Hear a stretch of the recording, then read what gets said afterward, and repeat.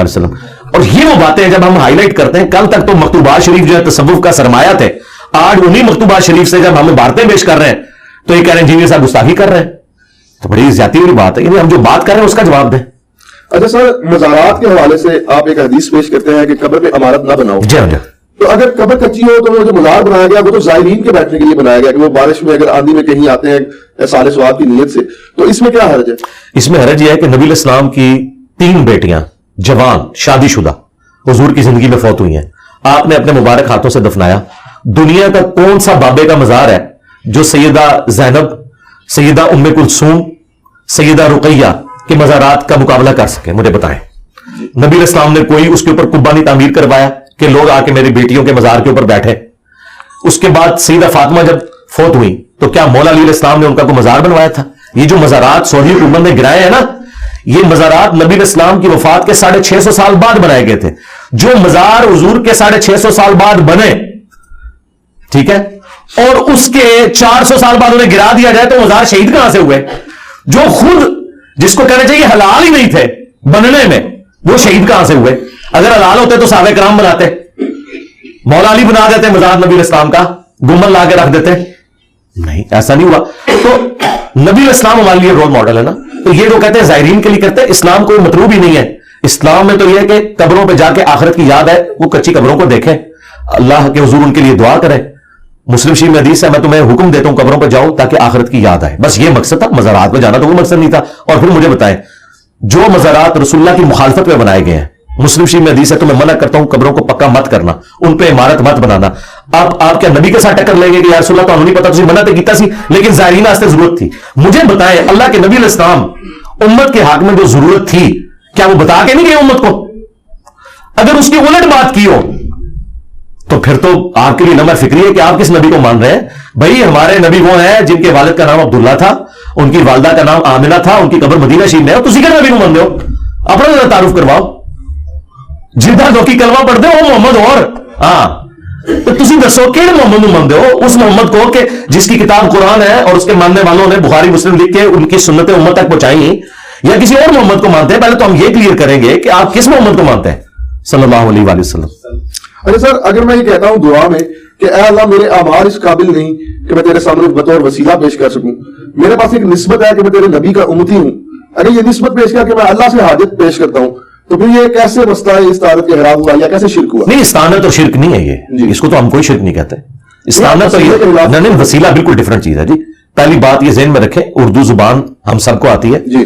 ایک بندہ کہتا ہے یا علی مدد جی, وہ تو ڈائریکٹ حضرت علی کو پکار رہا ہے. اور ایک بندہ کہتا ہے کہ اے اللہ حضرت علی تیرے مقبول بندے تھے, جو تو حضرت علی سے محبت رکھتا ہے اس محبت کا وسیلہ میں تجھے پیش کرتا ہوں جی, میرا فلاں کام کر دے. تو اس کو کون غلط کہتا ہے جی؟ یہ تو اللہ کی صفت ہے.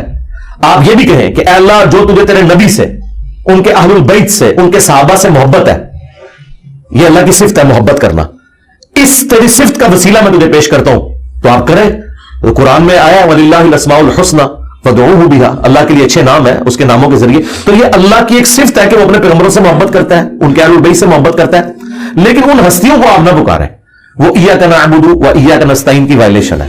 ظاہری مدد تو آپ کسی سے بھی لے سکتے ہیں. یہ لوگ کہتے ہیں جی حضور نے مولا علی کو مدد کے لیے پکارا تھا. بھائی مولا علی زندہ تھے تو انہیں کو پکارنا تھا, ہونا تو چاہیے تھا حضور امیر حمزہ کو قبر سے نکالتے, زندہ کر کے تو ساتھ لے کے آتے خیبر کے موقع پہ, پھر ہم آپ کی بات مانتے, کیونکہ آرمی چیف تو امیر حمزہ تھے, حضرت علی تو بعد میں آیا نا مین سٹریم کے اندر.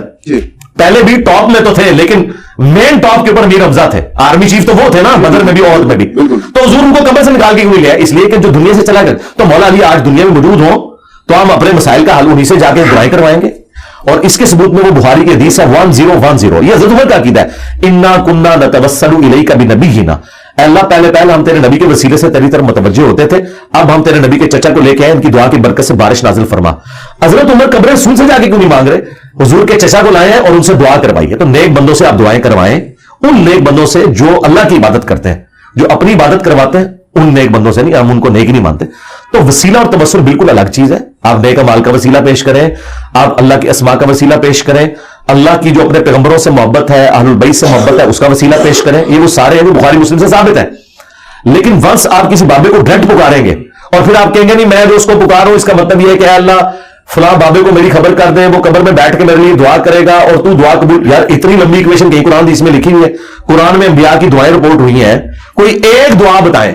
इसके उलट मिलता है इदा सअलका इबादी अन्नी फइन्नी करीब उजीबु दावत दाई इज़ा दान। ऐ मेरे नबी, जब मेरे बंदे आपसे मेरे बारे में पूछे ना तो मुझे बताएं, अल्लाह का तारुफ जो है बाबा करवाएगा या अल्लाह का नबी करवाएगा? साहबा किराम जब पूछते थे तो कहा गया कि फरमाओ कि मैं हर बंदे के बिल्कुल करीब हूं, हर पुकारने वाले की पुकार को सुनता हूं। वहां तो कोई वसीला वास्ता नहीं डाला बीच में। वसीला वास्ते इस तरह के जो मैंने जिस तरीके से बताया ये जवाज की हद तक है, बाकी अल्लाह और बंदे का कोई प्रोटोकॉल नहीं है। डायरेक्ट आप अल्लाह से मांगे, उदऊनी अस्तजिब लकुम। अलबत्ता प्रोटोकॉल ये है कि आपने हम्द और दुरूद शरीफ पढ़ना है, वो तिरमिज़ी में हदीस है, वो एक सलीका है दुआ का। नमाज में भी हम तशहुद में पहले सलाम अर्ज करते हैं, फिर दुरूद शरीफ, फिर दुआएं मांगते हैं, ये एक सलीका है दुआ करने का, लेकिन मांगना आपने अल्लाह से। इवन नाजुल बलागा में मौला अली अलैहि सलाम का खुतबा, मैं हैरान हूं कि शिया ने इतना बड़ा खुतबा ओवरलुक किया हुआ है, जिसमें हजरत अली अपने बेटे को कहते हैं कि तुम उसकी औलाद हो जिसने अनकरीब मर के मट्टी हो जाना है, दुनिया से चले जाना है, जिसको फना है, तो तुम मुझसे उम्मीद ना वाबस्ता करो, उस अल्लाह से करो जिसे कभी फना नहीं है। और बेटा हसन याद रखना, अल्लाह की बारगाह वो दरबार है जिसने अपना कोई दरबार भी नहीं रखा हुआ, तुम डायरेक्ट उससे मांगो। मौला अली तो हसन को नहीं कह रहे कि मनु विच पा, तो मनु दसो जिन्होंने अरुल बैत नो विच पाया हुआ है, नबियों नो विच पाया हुआ है, ये मौला अली दे शिया ने या बनु उमैया दे शिया ने? मौला अली तो हसन को कह रहे कि मनु ने विच पाई, मैं मर जानी। वो जिंदा ही ओदे को मंगी और उसका कोई दरबान भी नहीं कि उसने कोई पहरेदार मुकर्रर किया कि इजाजत लैके एनो विच पाओगे तो सुनेगा, वैसे नहीं सुनेगा, उन्हें कोई प्रोटोकॉल नहीं, डायरेक्ट अल्लाह से मांग। आलू बैत की जितनी दुआएं शिया के यहां मिलती है, या कुरान में जो अंबिया की दुआएं हैं, या अहले सुन्नत के यहां नबी इस्लाम की दुआएं हैं, किसी में कोई वास्ते वसीले नहीं है, ये सब फ्रॉड बनाया हुआ है इन्होंने। ठीक हो गया। अच्छा सर, आप नहीं समझते कि अगर आपकी थोड़ी सी जुबान मीठी हो तो तमाम मुकाबले फिक्र के उलमा में से कुछ ना कुछ आपके साथ कोई मामला क्या हो जाए, कोई ना कोई नहीं हो सकते, बिल्कुल नहीं हो सकते।